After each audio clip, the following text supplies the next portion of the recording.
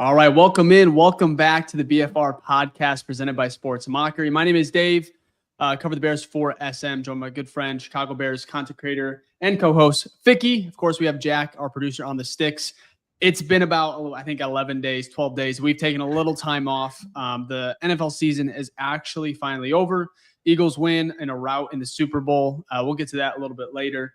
Before we hop into anything, because there's actually quite a bit of news since we've last had a pod here. So, Ficky, I'm going to start with you. Like always, how are you doing? How are you feeling, man? I'm feeling good. I know we'll talk about the game, obviously the big game, or the Super Bowl.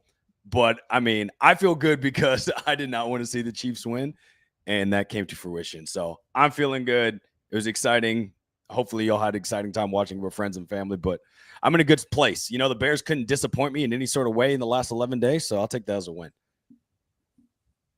Jack? Maybe this is just an observation from a 22-year-old. I'm getting older.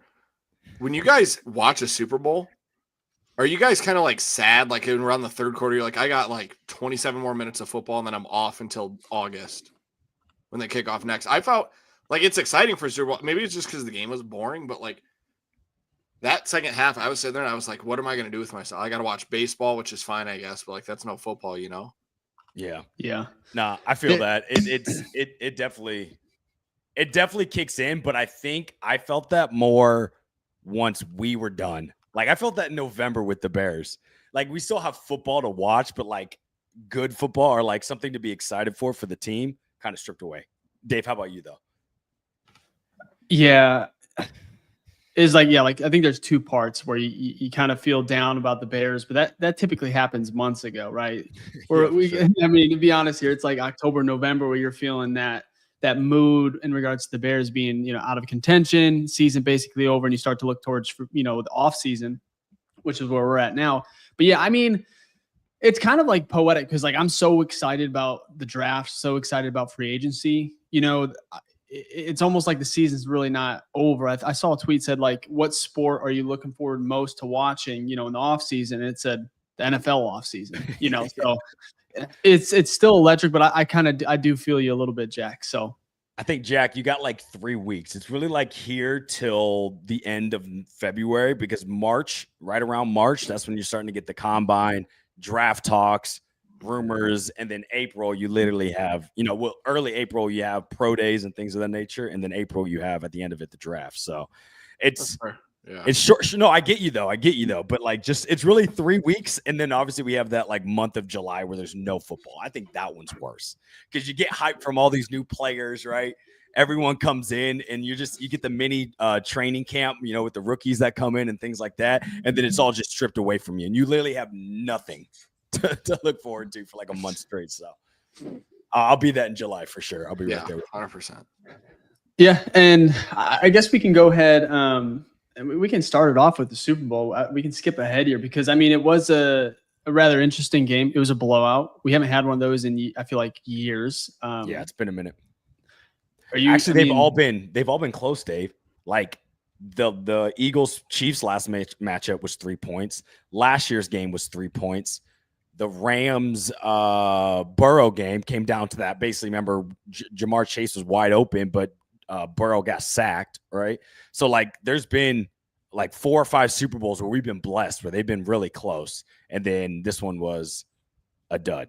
Like, a dud. Yeah. But what's your guys' thoughts on it? Like, are you more – because you probably want a close game. I think most of America does. Yeah. But I feel like – and I want to get your guys' opinion on this. I feel like this may have been the one year where people were actually happy that a blowout happened. And I think because people, right, other than Chief fans, I'd say a majority of America was rooting for the Eagles and did not want to see history broken with the Chiefs. But were you guys on that end, or were you kind of disappointed that it ended in the way it did? I'll let you go, Jack. Yeah, I was – that's a tough conversation because I talked to people like – so the party I was at, we were all wanting a close game. Like we wanted football. It's a game where it does not matter who wins or loses. Obviously, like some people are fans of Mahomes or you're not. Like it's the same Brady kind of thing.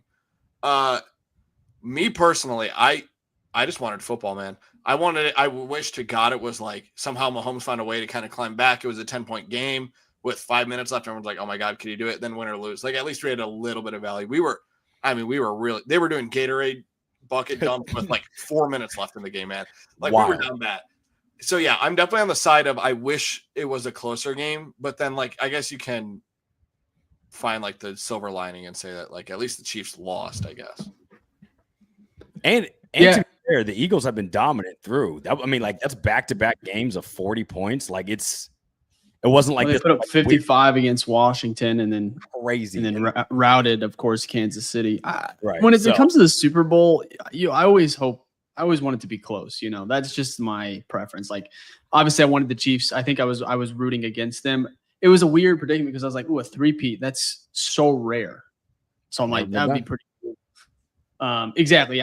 But just three-peat in sports. Like, you got the Bulls, you got the Lakers. It's just rare. And so I was like, that would have been a cool feat. But then to see Saquon, Jalen Hurts, get their due, get their payback. It was fun. It was fun, man. I just couldn't believe the difference.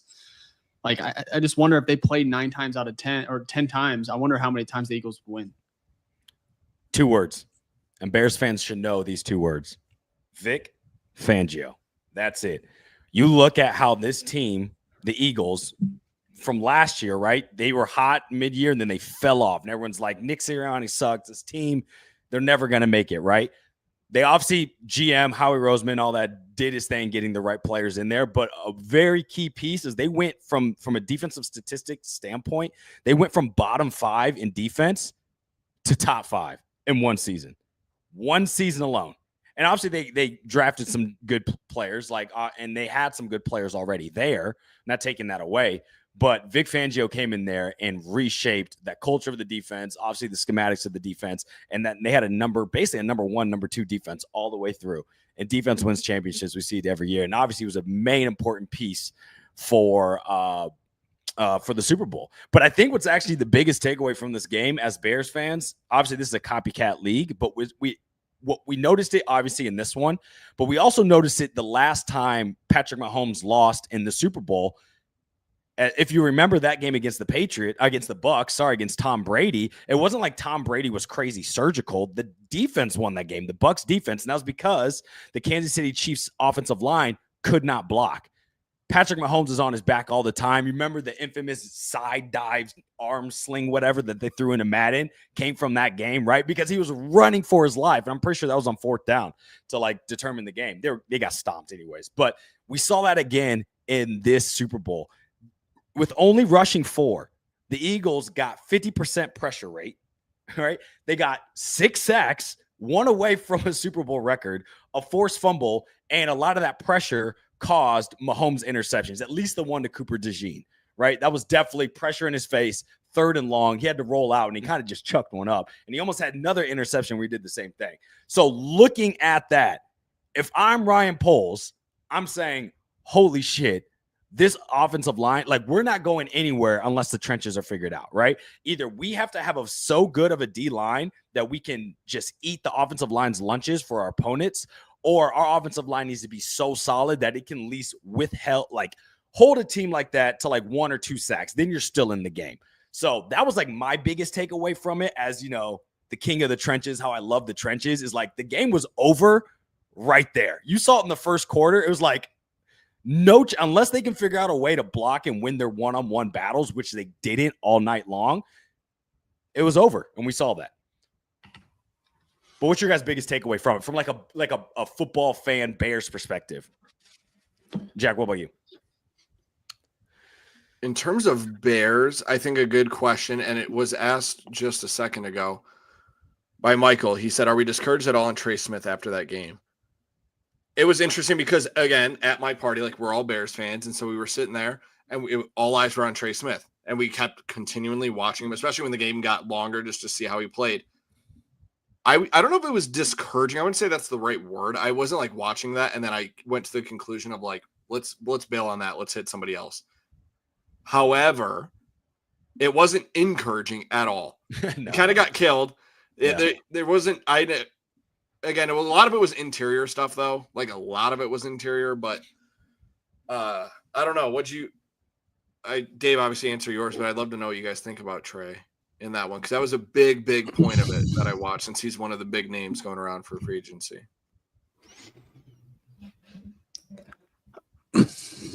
I don't know. It all depends. I mean, it's going to be about the money at the end of the day. I think with Trey, if Kansas City can figure out a way to kind of manipulate the cap, which I think they can. I mean, they're paying. They're not paying every premium position, right? They got the corners. McDuffie's still on a good deal, so I think Trey's. I don't think he's hitting the market. I don't. I hope he does. It would just make our jobs and make this offseason that much easier. Throw the bag at Trey Smith. So gut feeling is I think KC finds a way to bring him or to keep him in KC. So and he likes it there, obviously. I mean, look, one game, I'm not going to be too discouraged from one game. He's still an all-pro guard and has been, for like multiple seasons, or at least the caliber of that, whether he actually got the accolade or not. He's been a really good guard. So I'm not discouraged by one game. Plus, the offensive line, as we know, is not – unless the tackles, because they're very much one-on-one. But when you look at your interior line, as we know, it's more of like a unit, because if one person misses their assignment, like one person then has to cover. And even though they got beat, it's really because – the center didn't do his punch block and go to a linebacker. There's like they work together. So I'm not too discouraged with that. I don't know the game plan. I didn't know the blocking assignments, but he did not grade out, at least from a PFF standpoint, very well. But, everyone has a bad game here and there. But a good thing, though, that I saw is actually a good question, like a hypothetical here, is if Trey Smith doesn't hit the market, how are we thinking about the Eagles' Mekhi Becton? He has had a pretty good season as guard. And just to kind of give context, he was drafted by the Jets, sucked on the Jets. They traded him off. And now he's kind of like restored his career, and he's going to hit the free agency market. And I don't think he's going to be expensive. So in my opinion, he's going to be an upgrade no matter what from what we have, especially if we lose Tevin Jenkins. So if Trey Smith isn't on the market, that we might have a nice plan B there. Yeah, there's definitely options. I think if Trey Smith hits the market, it's just like he's the number one. He just has to be. And I think he may have had a rough game against Philly, but it's like the caliber of defensive linemen that they were throwing at Kansas City. I mean, Trey Smith, I think, is leaps and bounds better than a lot of people on that line too. So it's like the people around him kind of failed him too, which made his job a whole lot harder, right? So very, very, very, very disappointing in regards to kind of him hit. Like, I feel like if they would have won and had a good, performance, I think it's just likely that he, at least leaves. I don't know. We'll have to see. But my question for you guys is, and I hate to bring it up, but a couple of years ago we had a chance at Jalen Carter, and you could say he was the best defensive lineman there. I mean, there was a lot of moments, but like, are you still taking Darnell Wright, or are you taking Jalen Carter? A couple years. Well, I think we got two picks out of that, basically, right? And the other pick, I think, Darnell Wright is not as exciting as Jalen Carter. Look, an offensive tackle is never as exciting as a defensive. Well, not as good. Well, fair, but if you look at what Darnell Wright and how he graded out throughout the season, he was a top 6 right tackle, right? So if you look at the value guy, it's not like you missed on Jalen Carter and then your second guy was a bum. It was like you didn't choose Jalen Carter and you got Darnell Wright, who was good. And I think that fourth ended up being, I can't remember who that turned out to. I might have to look that up. But you got 2 players for him. So I'm not worried about that. Also, here's a big key piece, right? It's the same thing we talked about with the Mahomes, right? You had the tweet that was hilarious, Dave, about this is what Mahomes would look like if he went to the Bears, right? Or whatever. No, I said this is why the Bears drafted Mitchell Trubisky. Okay, someone had. I saw another one was like, this is what it looked like. Maybe that was you, Jay. That was like, me. You both had great ones, but it was like, this is what it would look like if Patrick Mahomes went to the Bears. Jalen Carter going to this organization and how dysfunctional it is. Listen, I watched Rome Odunze and DJ Moore. They basically went on Radio Row during the Super Bowl and gave a whole bunch of interviews. Literally every interview, they talked about how like one of the biggest issues was accountability. You're telling me that Jalen Carter coming into Hallis Hall and there's no accountability. So someone who kind of has, that was his red flag. That's why we did not take him, and you're telling him he comes into our organization and it's just like, oh yeah, he'll ball out, everything will be okay. No, he comes to our environment, which isn't a great nourishing environment, and you get the worst of Jalen Carter.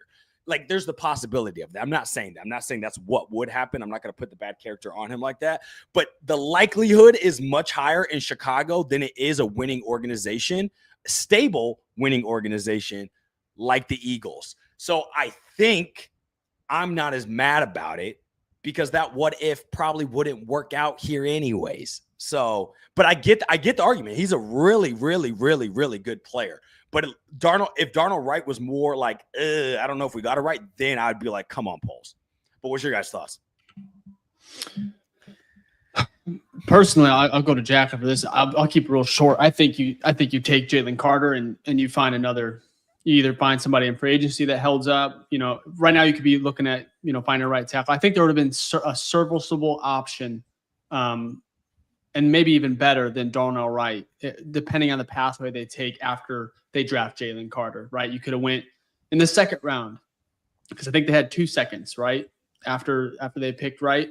So, or at least one, of course. So, I mean, there's just other options they could have went. I just think Jalen Carter is, and I'm not, like I said, I love Darnell Wright, but at the same time, I just think Jalen Carter is like a once in a 10-year type player. Like, he can just wreck games.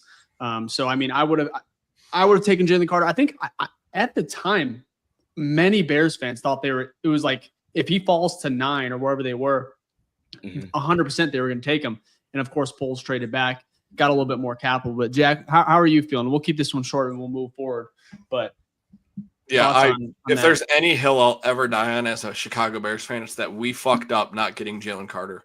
I will sit on it. I will die on it forever. I think that you nailed it. Again, we can keep it real short because you nailed it. Darnell was a good pick. He's a great tackle, but I think Jalen Carter is a game-changing player. Out of all 32 teams, I think he's a very, very, very elite player. And I wouldn't be shocked if we say next year he's the best offensive tackle in the league. Like, it's like that kind of stuff. We're not there yet on Darnell Wright to be like, okay, he's the best offensive tackle in the league. Like, he's like that Zach Martin guard-esque where like Zach Martin like let everything, you know what I mean? So it's like, it's tough. I look back, I compare it to Aaron Donald in the same draft where he fell 13. And then you had other random offensive linemen that kind of went in front. So I don't know, but forever, I will always say Jalen Carter. We act like he was like OJ. We act like he went through the OJ trial and everything.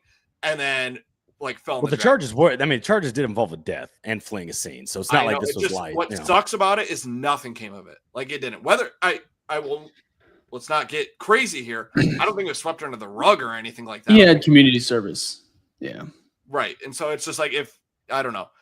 And that's, I wish. And that is always going to follow him, like no matter what. I mean, you saw it, like, I think there's a play where he just like destroyed Patrick Mahomes, like just 2 hands to the face. And I think there was a joke made about it. So like, you understand it, but since he's been in the NFL and Philly, they have really created a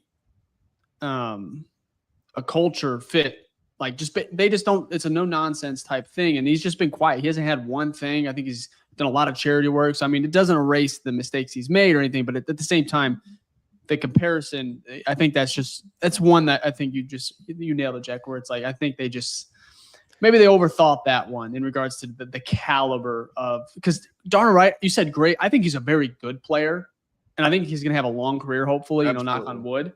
But it's like Jalen Carter, the impact he can make. That's a tough one. So he was the number one overall pick. He was the number 1 overall pick before any of this happened. He was the unanimous, I think, number 1 pick, and he fell to 9. Yeah, no, it makes sense. Look, from a talent-wise, it's good. It's good versus great. So you always want to take great, but the charge that you had. And I think the biggest thing, too, is the stability of this organization. We already see it, that this coaching staff, and we're about to talk about it with Caleb Williams and Shane Waldron, you already see the fracturedness in how they do not get the best out of their people. So could Jalen Carter be the greatness as quickly as what we're seeing now in Philly? I don't think that. Also, he had pieces all around that defense that are amplifiers that then make, like, when you have more more talent around you, you get more one-on-one situations, right? Like you would imagine if we had a DE2, Montez would get more sacks. That's just how it happens. So I think, yes, I agree with you guys on a talent standpoint. I just feel like my view, it's more of a team thing. If there was like another good team, Kansas City or something, and they passed on him, I'm like, what are you doing? But because it was the Bears versus the Eagles, who have been to 4 Super Bowls in the past 10, 15 years and won 2 of them, it's night and day. But I get your guys' argument. So it's not like I can definitely see the frustration with it. I just don't trust this team. And I think we've had this conversation before. It's just the fact that he was in the Super Bowl. It brings it up again. I think eventually we'll get to the point where we don't talk about Trubisky and Mahomes and all that, that huge storyline. But I want to move forward here real quick. I think we've all tweeted it, but condolences just on the passing of Virginia Hallis McCaskey, 102 years, super long life. I mean, there was a tweet where I think she saw so much in her lifetime, like a lot of good, obviously some crazy stuff, some bad stuff, but like just a long, long life. Super interesting to see what Bears ownership. I mean, there's already been rumors and I think articles about what this transition is going to look like, but that happened. What were you saying, Pick? I was going to say it's really up to the will and how much of this each, because there's multiple siblings. There's a lot of siblings, or like she had a lot of kids. We obviously know about George, but there's George's brother who was the president before, or the owner before George took over. So it depends if there's like a majority share that like the sibling, because you'll see this sometimes with like the third generation, it gets passed down. If a majority of the siblings, I don't know the full number, but like let's say there's just 8, I'm making it up, and 6 of them are like, yeah, we want to sell. Basically, it forces the 2 that they have to sell as well, right? Because you're outvoted in that essence, right? When it comes to percentage of ownership. So I don't know. Obviously, none of us know the will. That won't come out probably. I doubt they sell it because this is easy money and it's what you've been known for like, this is your only business. It's not like you were, like I always say, it's just not your Jerry Jones. You had money on the side from the oil business, or like you think of the Clippers owner, right, who came from Microsoft, or the Walton family who owned the Broncos. It's not like you can sell this and still have money coming elsewhere. This is your only source of income. So I would be very surprised if they sell it. But crazier things have happened, so we'll see. Real quick. Yeah, go ahead. I just wanted to – one big shout-out was to all Bears fans. When this news broke, I think initially, like, off the bat, I was expecting, like, kind of like cheers and like New Year celebration type thing. Because like we've made jokes, everyone's made jokes and whatever, saying like, can't wait for ownership to get out of here and we get someone new. I don't know if the ecstatic's the word, I was like clapping that it was happening, but I was really grateful to see that Bears fans kind of like, all jokes aside, like all seriousness, like rest in peace, that kind of stuff. Obviously there's gonna be a few bad eggs out there, but all in all, I was super like stoked to see everyone just kind of come together for 12 hours, It's a good point. That's a good point. I was shocked too. I was like, especially with all the chaos we've seen with like the Civil War with right, exactly what I mean. I think landing Ben Johnson too. Like, no offense, I'm not saying it would have been different, but it's like you landed Ben Johnson. Then there was rumor, or the details came out where they weren't cheap, paid a ton of money to get him. Didn't skip any corners. Ben Johnson, his agent, of course, went on a huge pro Bears new organization. Kevin Warren, just like, it's not the old Bears. So it's like, I think a lot of good dropped before, obviously, terrible news of her passing. But yeah, it was a little odd, But if you would have done this like before Ben Johnson, I don't know. Imagine that. Yeah, Eberflus, or they hired Mike McCarthy and people are upset. Same old Bears. I don't know. I'm not saying it would have been different, but shout out to her. Shout out to her last game also being a dub. Like, what a way to go out. That's a big dub. She probably felt peace internally and was like, okay, game winning. My time field goal has been service. So shout out to the GOAT against the Green Bay Packers. So anyways, it is one of my biggest fears though, because like I have not seen a Bears Super Bowl. Like, if I watch this team for my entire life and I don't see a damn Super Bowl win, like it's actually very possible. I would like to see the percentages, like honestly, as like 27-year-olds, 35-year-olds. What are the percentage of you seeing a championship of your sports team is kind of interesting, but also could be a little sad, especially if you're any of the Chicago sports teams right now, honestly. So Dave, there's like 15 teams that haven't even been to a Super Bowl. There's like 15 NFL teams, which is crazy. 15 or so fan bases that we made it. We haven't been. The Vikings in our own division have not been to a Super Bowl. I don't think the Lions have. I'm talking about me right now. No, I'm just saying though, it's crazy. I'm saying it. I'm making it worse for you. It could easily happen, is my point. Because I bet you 50% of the NFL fan base has not seen one in their lifetime. So we've been to two. Would do it. We've been to 2 Super Bowls, like recently, 2. like 85, and then only been to 2. 2006. Oh, we have other championships though. I guess they weren't called Super Bowls. Championships. We have like 12. But that was before Super Bowl. So my question here is like we've been there twice without like an elite quarterback. It's kind of crazy to think about, or a fake 4K passer. Okay, real quick. I want to move forward. We're going to get to the Shane Waldron, Caleb Williams, new details. I guess it's new. When I found out, it was very new to me. I had not heard this. I don't know how this slipped under the rug. Maybe it was during the coaching search, but we're going to get to that here in a moment. So stay with us. I want to do Jalen Hurts versus Caleb Williams real quick. Who are you taking right now? I think it's very unanimous. It's got to be Hurts. Yeah. No question. I'm so Caleb. You're taking Hurts right now to build a franchise? That shit. Yeah, and I'm going to tell you why. I actually did a TikTok about it today. Jalen Hurts is one of the best big game quarterbacks in the NFL right now. In his 2 Super Bowls, there's only 2 quarterbacks in NFL history that's been on 2 Super Bowl teams that have scored 35 points or more. It's Jalen Hurts and Joe Montana. Also, Jalen Hurts in the Super Bowl has 2 records for rushing yards. He has 72 yards in the last Super Bowl and 70 yards in the previous Super Bowl, which he lost.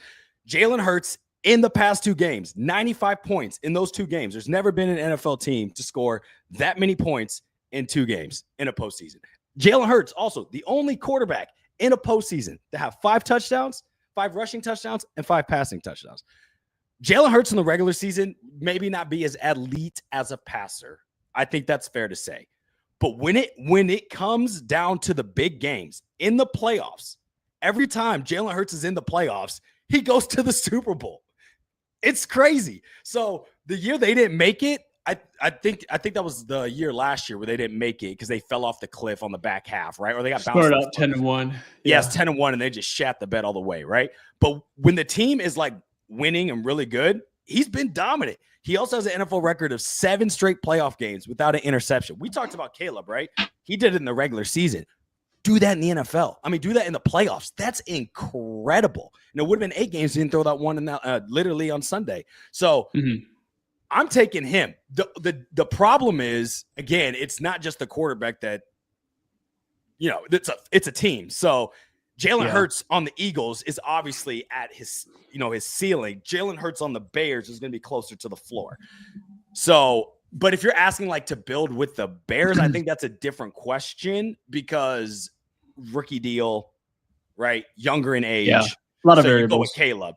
But if you're talking like a winning pedigree, you got to go with Hurts. But what do you guys think? I feel like not that Luka and Caleb are anywhere near accomplished, that like same accomplishments or anything like that, because Luka's insane, all pro, blah, blah, blah. But Nico Collins, is it Nico Collins? Yeah, the GM. Mavs GM, he traded. That's what I feel like. Not, it would be that to say, but like, could you imagine just Bears traded Caleb straight up for Jalen Hurts or maybe like a pick? I don't know if that settles very well in Chicago. I'd be sick. Philly would be sick. He's 26. I don't know. I think they would. They love that dude. But do you? Yeah, they do. They do. You're Philly, right. Philly loves Hurts. It's everyone else that does. But you can sell yourself on a 22-year-old or 20. Is Caleb 22 now? Yeah, 22. 22 or 23. Yeah. Jalen's 26. He'll be 27. I don't know. I just feel like that would be sickening for both franchises. But at the same time, the upside with Caleb, like if you could, because we haven't seen it, but he could potentially be really, really freaking good. I think if you're looking at like if it's like where they're at, Caleb is obviously here, Jalen's here. Mm-hmm. But then if you're looking at like potential, like could Caleb be here? And I just would love to see what I mean? Caleb with, and maybe we'll see that here in the next year or two if the Bears can build around him. But what Jalen was provided by Philly, I'd love to see that roster around Caleb. Everything. Honestly, that's the biggest thing. That roster is far different than the Chicago's. Mhm. It's like But the biggest thing, like winning the playoff games, it sure is nice to have Saquon Barkley behind you. Mhm. but you know what? It's less Saquon. Like the biggest difference, and look, Saquon went crazy, great year. But as we know, with running backs and not taking anything away from Saquon, offensive line is like the main factor for that. The Eagles have the best offensive line and defensive line. So if we're like looking at just the offensive line in comparison to like the Bears, Caleb's got weapons. It's not like DJ Moore's a bum, right? Keenan Allen still had even though it was a low year for him, had a productive season, right? The issue with this team is the offensive line. So if the Bears get anything close to what the Eagles have, I'm not even saying number one offensive line in the league.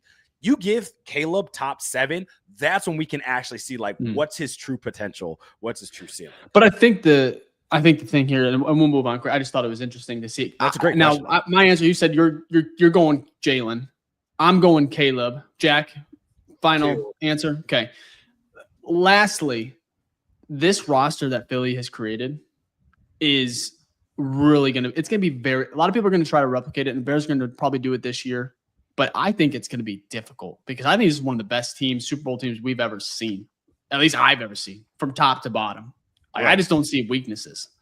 And I don't think every team, I think that's rare to get to Super Bowl. You see Cincy get to Super Bowl. San Francisco, of course, has some weaknesses, but they had a pretty top-notch roster too. But it's like, I did not see a weakness. It was crazy. So that's going to be difficult, very, very, very difficult to replicate. So but you know what it is? I think there's an article on, I can't remember where it was, but it talked about how Howie Roseman was able to turn like one of the biggest weaknesses of the team, I think it was the secondary, and be able to update it within like one season, right? Whether it's free agents and draft picks. Okay.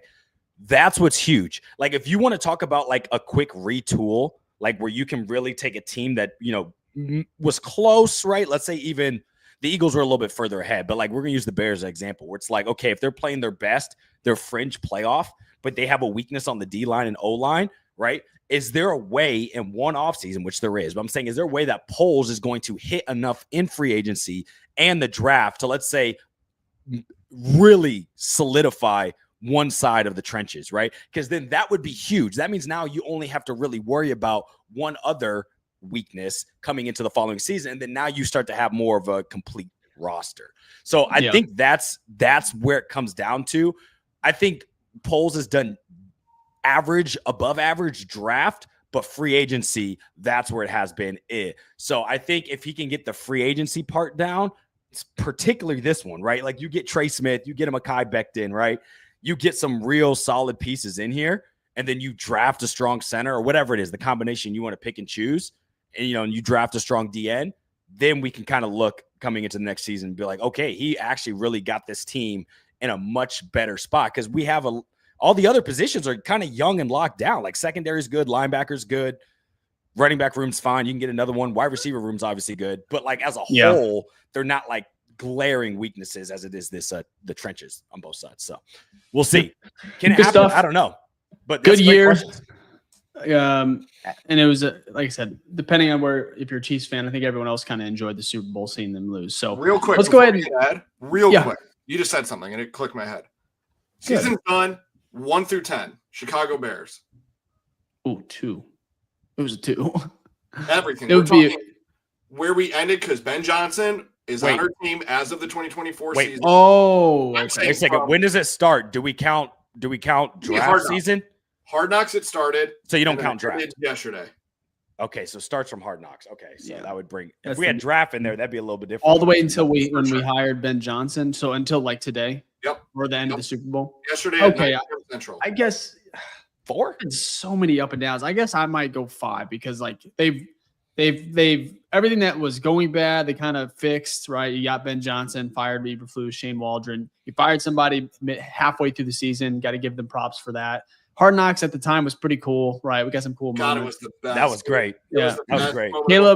Caleb's rookie year was really disappointing. Like it was good, but it's like the shit around him was just hitting the fan constantly. Right? He had 1-10 game, which was the Panthers. Oh, maybe the Panthers Jaguars 2 games sprint. That was like a 10 for me. But that was loud. That was loud. But I would say 5 out of 10. So I'm going. But it was what about you, Jack? Ben Johnson. Ben Johnson's 3 points. Yeah, he was sitting 2. Yeah. Ben Johnson, he's he better be worth more than 3, but feel really good going into this. So, Jack, what about you? What are you putting it at? I would say post Ben Johnson. The problem is though, you guys know this. You guys know this better than anyone. Everyone watching here knows better than everyone. I have a problem. I'm right now. If you're asking me where I'm at, looking forward, 9. I'm like, this team might go to the fucking NFC Championship next year. I'm all in on this, and we have a draft. We have free agency coming up. Like, we are locked in. We just need a few things. We need a few things.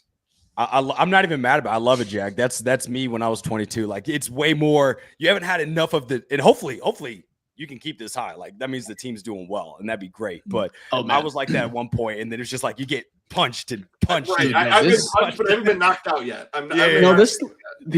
Since 2018, it has been a constant kick in the balls. Like, it is. This Bears team has just been so disappointing. But even before that, it was worse. Like 2015 to 2018, it was or 2017, it was horrible. Yeah, it was just at that time I followed the team just a little bit differently. Like, I just was still in high school. Jay Cutler. It was just after, I think like post like high school, college, you're just like you follow the team a little differently. I feel like, no, you do. I just wasn't all in like on Twitter as much, during that time frame at least. So, anyways, let's get to our first ad break. Does this sound good? And then we're going to go ahead and get into the Shane Waldron, Caleb Williams dysfunction that like I said, it's maybe new to some of y'all, but it dropped last week. I tweeted about it, wrote an article about it. We're going to get to that. And then we'll get to our 2025 mock off season by SM. That was really good from Eric Lambert. So we'll go through that and then we'll finish up the show. But yeah, ad read number 1, Vic. Let's do it. If this is your first time here, please like and subscribe. We really do appreciate that. It helps the show grow. It is for the algorithm. We're trying to reach out to more fans like y'all because we're really trying to build an awesome community here. So if this is your first time, please give a hashtag new face gang. We'll give you a shout out before the end of the show. If this is not your first time, you've been here multiple times, as you guys know, you are a true OG, and we thank you. We thank you. We thank you. The show would be nothing without you. Please give a hashtag OG because you are an OG of the BFR podcast, which is the number 1 show for the fans, by the fans. Dave, Jack, and I are all fans like you. We enjoy the highs, the lows, everything in between. And we're trying to build a community of fans here. So please, if it's your first time, new face gang, if it's your second time or you've watched all 163 episodes, please give a hashtag OG. We'll give you a shout out before the end of the show. Also, we are growing an ongoing community here. So if you want to support us and be a part of that community, you can join our Patreon. That's the BFR Den on Patreon, where we have monthly giveaways, private Zoom calls, and mailbag episodes. We just had a crazy private Zoom call with our Hall of Fame Patreon members about, what was that, last Saturday, I think? A great call with like 6 of the boys in there, and that was really fun, just shooting the shit and talking about everything Bears, and even like we had some WWE talk, a bunch of great stuff in there. So if you want to do that, you can. There are 2 tiers. There is a Hall of Fame tier, which is $10 a month. That gives you the exclusive private Zoom call and everything in the rookie tier. And then the rookie tier gives you access to the monthly giveaways, our mailbag episodes, which we're actually going to record this week for y'all because you had some great questions in there. And then also you get access to our private Discord as well, where we're always in there shooting the shit and just talking it up. And a better way to connect with us, obviously other than the show. So we do appreciate that.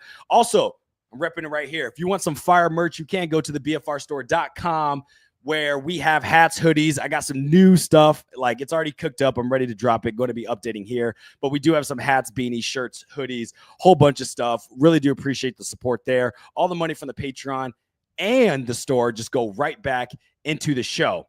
And then also, if you do join the Patreon, you can now. There is a free tier. But if you do join, you also get a shout out. So I want to give a shout out to our Hall of Fame Grizzly members. So we got Michael from the UK across the pond, Gage, our number 1 OG member, Phil Vanderhayden IV, that's our boy Phil, and Michael Berry Sr. All of those were on our call this past week, and it was fantastic talking to everyone. And then we want to give a shout out to our rookie Grizzlies as well, Alex, Brian, Chris, Jason, and Eston. I don't know why I said it like that. Eston, y'all rock. Appreciate the love and support. Again, we want to thank y'all for liking the show, for showing up on this Wednesday, for supporting us through this rough season. Again, the show would be nothing without y'all because this is the number 1 show for the fans, by the fans. Boom. And that's it. And I think we lost Dave on that. Temporarily. He said, you know what? They understand. They know how it goes. So, but Jack, question for you then. Go ahead. Realistically, because a lot of these hypotheticals is like Eagles did this, Bears do this, or like we talked about with Patrick Mahomes way back. We all know this. Chiefs did this, but the Bears do this.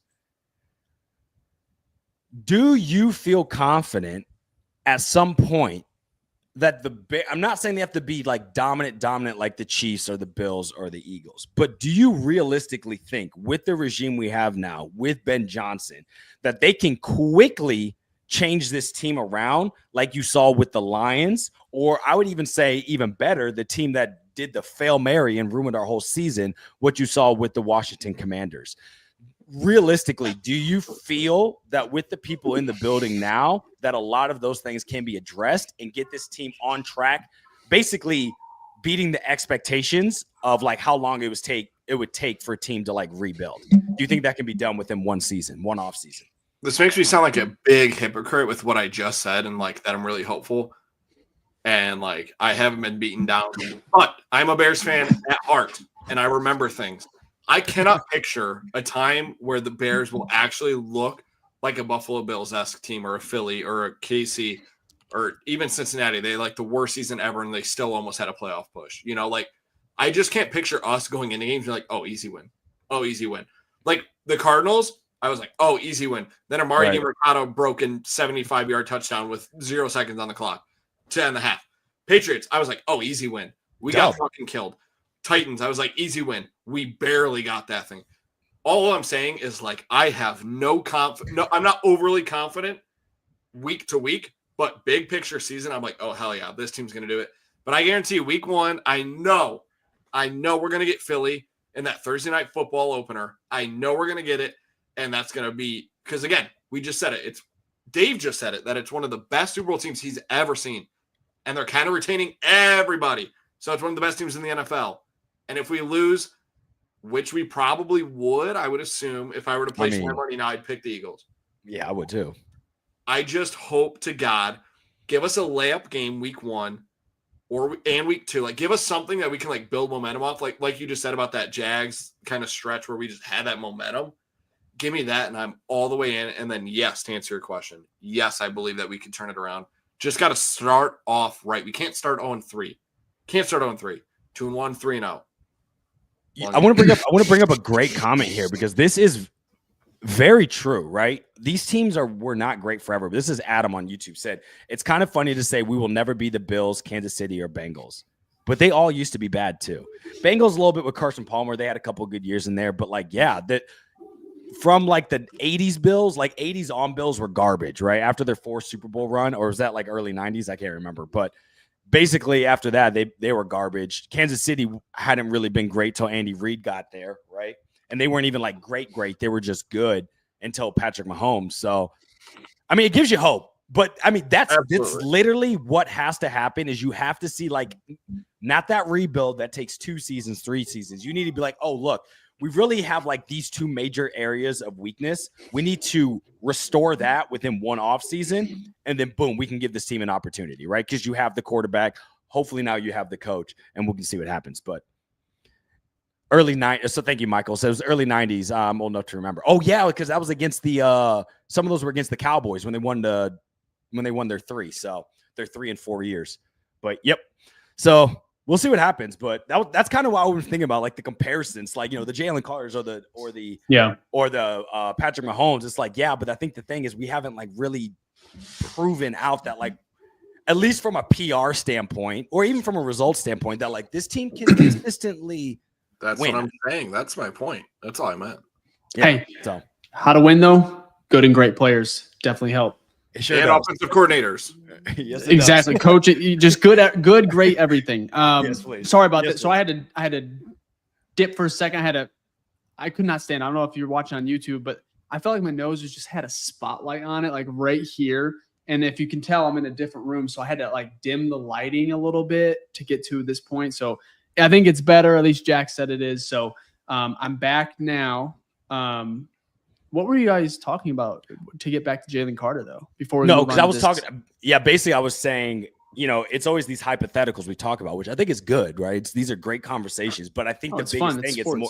Oh, 100%. Nothing wrong with them. I just think it's like, I think the biggest thing is not about the players and things that are coming in. It's like, I feel like it's always the organization. So I asked Jack, do you truly feel that, we could do like a Howie Rose, even though the Eagles were already good, they kind of went good to great, but do you feel like with the people there now, with the coaching staff, with, Ryan Poles still there, him calling the shots, Kevin Warren, that they can kind of flip that switch like you saw with Washington, where you think, oh, that's like a 2-year rebuild at least, but it's actually like, no, they jump started. Or you see like with Houston, right? That's going to be like a 2-3 year build. Ooh, they jump started it, right? Even though this last year they weren't like as successful, still a playoff team. So can the Bears realistically do that with what they have now when it talks to like front office and coaches and so whatnot? But yeah, I agree. They better.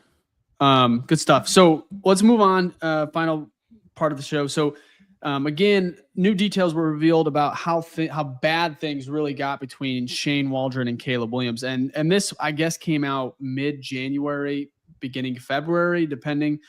It was a podcast, Making Monsters by Second City Gridiron, hosted by Taylor Dahl.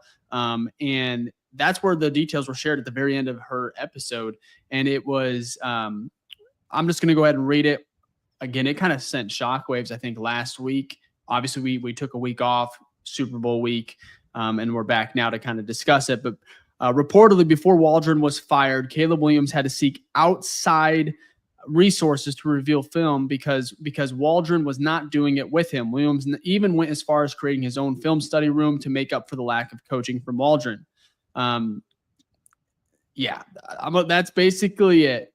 Shane Waldron, for some odd reason, was not either going above and beyond, was not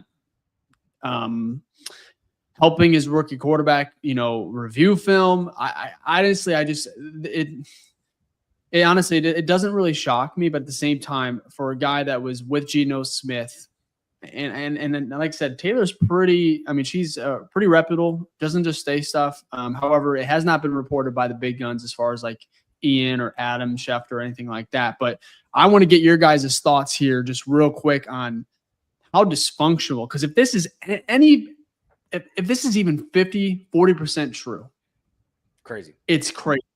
It's one of the most wild things I've ever heard, just from a professional pro, a guy that was, Geno sang his praises. So for me, I'm just like, what? How is this so dysfunctional as far as your rookie quarterback? Hey, let's review some more film. Let's get in the, nitty gritty of it all. And he guess was like, no, I don't know. What were your guys' initial thoughts when you heard this? Like I said, I think end of last week when I wrote my article on Taylor's info, but I'm gonna start with you on this one, Ficky, because this is crazy. I think it goes back right to what I kind of talked about. Well, it's a lot of my talk this episode's been about organization, right? This always starts from the top. And in this case, I'm even talking Eberflus. I talked about how the players said there wasn't accountability. And they asked about accountability. Where was that accountability? It was about how people were words from. This is what Rome said. He said with his interview with Robert Mays on is that The Athletic during the Super Bowl, the radio row. But he basically was saying like the issue was there wasn't accountability with preparation and there wasn't accountability in practice, right? Particularly when the losses started piling in. This is just a testament to that, all right? The preparation part. Now, this time you would think the accountability would be like, oh, Caleb's not watching film, right? That's normally where you hear it's like, oh, the players aren't doing their work. But no, on this side, it's the offensive coordinator's not doing his work. But that also then ties up. You go to the head, right? The biggest thing about these head coaches is they delegate, right? First off, there's two parts. You make sure you get the right guys in there so you don't have to worry about this. And then also you're able to be a CEO of the team and oversee to the best of your ability, like where things are not working where they are, and you adapt, right? That shows you that, one, you didn't bring the right guys in. And then two, you weren't overwatching to make sure things are being done, right? So again, that's obviously Shane Waldron, but that's just as much Matt Eberflus as well. So they've been saying accountability, players, multiple players through this whole, like, soon as the firing happened, it feels like it's the cliche word that everyone's using, but it's like if 20 people are saying it, it's probably true. And I think you see more stuff now that just kind of feeds that narrative. And so I think that's some really good points. Yeah. But in regards to just go ahead. No, I was gonna say, yeah, you're hoping that Ben Johnson is like, that was DJ Moore was joking. He was like, yeah, I was scared from Ben Johnson's presser because he knows what he's going to bring is like, you better pull up your bootstraps and get fucking ready. You know what I mean? There's none of that nonchalant type of stuff. So if that can get changed, that football's a game of inches. You talk about all the time, Dave. You may not win all 6 of those. You probably wouldn't win all 6 of those close games, but you flip 3 of them, right?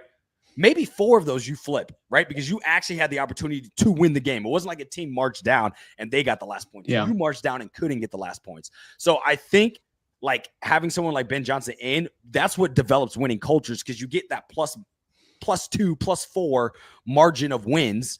And that takes a team from being a top 10 pick to then being in the wild card. So I think it just goes back to accountability, but I know I've been kind of talking a lot. Jack, how do you feel about that?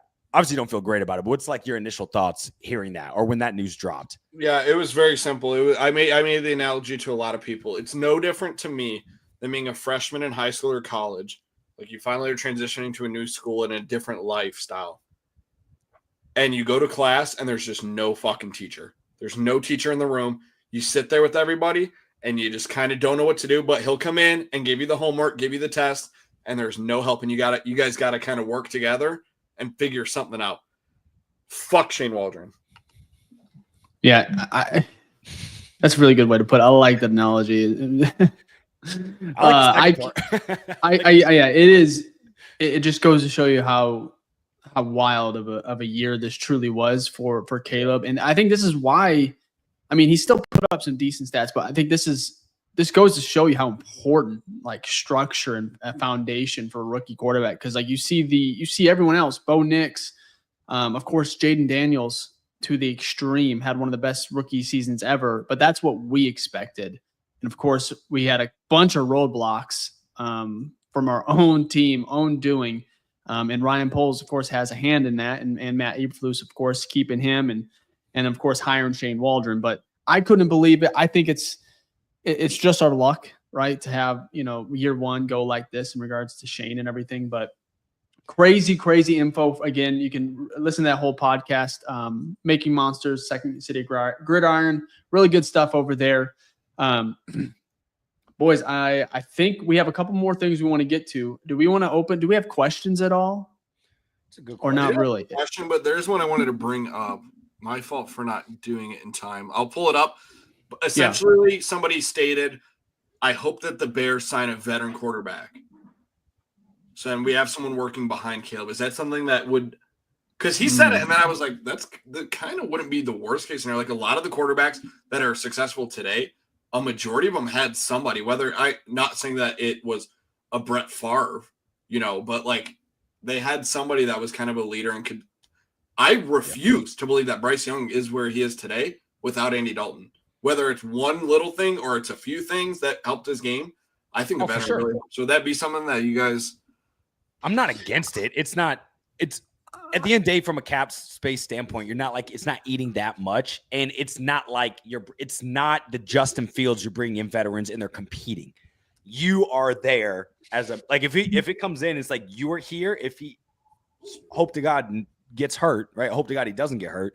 You're coming in and you can help facilitate this offense, but it's not like you are the future of this franchise. Right. So I think it's a different scenario than where we were with Fields, because I don't think the field situation, the coaching staff didn't make it clear to the fans that this is our quarterback. And you have to give hats off to Eberflus, because at least he did that. He said that right from the jump. It's no competition. This is Caleb's team. And I think with that narrative, I feel more comfortable bringing in a mentor, because it is Caleb's team. There's no, is this person, trying to steal it thunder, yada, yada, yada. So, but Dave, what's your thoughts? I saw you thinking over there. With Justin, we had so many like veteran quarterbacks and it didn't do shit. Like Nick Foles, we had Andy Dalton, and of course each I guess situation's unique and going to be have different dynamics. But I don't know. I think if Caleb's the guy, he's just going to be the guy. I don't think any veteran I mean, they might help, but at the same time, I think Ben Johnson, I think there's just enough there already coaching wise where it's not a must. Sure, it can always be a plus, but I think I'm just a little hesitant now I remember just like looking at that quarterback room and we were like, we have one of the best quarterback rooms ever for a rookie quarterback when Justin Fields was here. And I'm not sure. Again, each young Justin's obviously different than Caleb. Caleb's different than, Bo Nix and everything like that as far as how they learn and their personalities. So it wouldn't hurt. I like Tyson Bagent though. I'd run it back. Yeah. So I think he's still on a deal too. So but it was really young. It is. I think that is rare though. I think it's a good point, Jack. It is rare to have, because they had 3 super young quarterbacks. What? Yeah. What was it? It was obviously those 2. Who was the other guy? He played in the preseason. Hall of Fame game. What's his name? Hall of Fame game. Yeah, and the other game one got went to the rained Vikings. out before. Yeah, I know you're talking about. Brett Ripon? No, he's the older that's one. the vet. That's the older Yeah. one. Yeah, he went to the Come Vikings. on. Someone in the comments, who Let we're us talking out. about here. Let us I out. cannot believe Let I'm us know. blanking here. I wanted to get to this mock Austin Reed. for Reed. Austin Reed. Reed. Thank you. Thank God, you. I love you guys. You guys are amazing. The comment section's always clutch. I want to go ahead. We'll save the mock 2025 or 2025 mock offseason because I think actually that's something that we can all do and maybe present at our. We'll do that and we'll see who has the best offseason. We'll do that. I want to get to Ian Cunningham.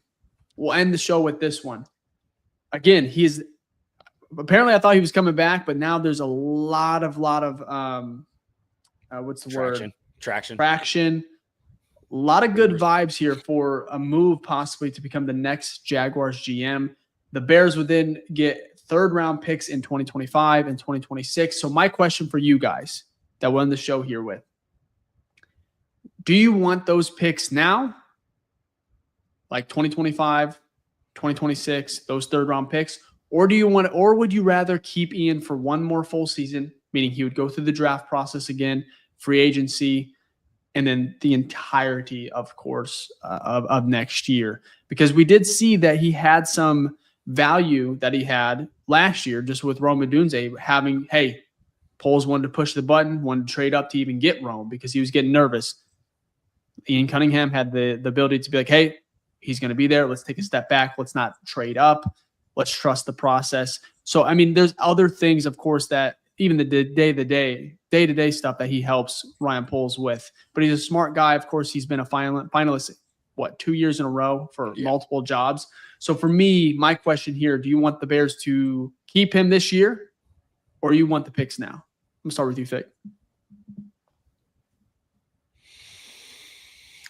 I love me some picks. I do. But I do understand that that's why you get picks. Well, actually, no, you get picks because it's like a promotion of a minority hire. So hats off to the NFL. But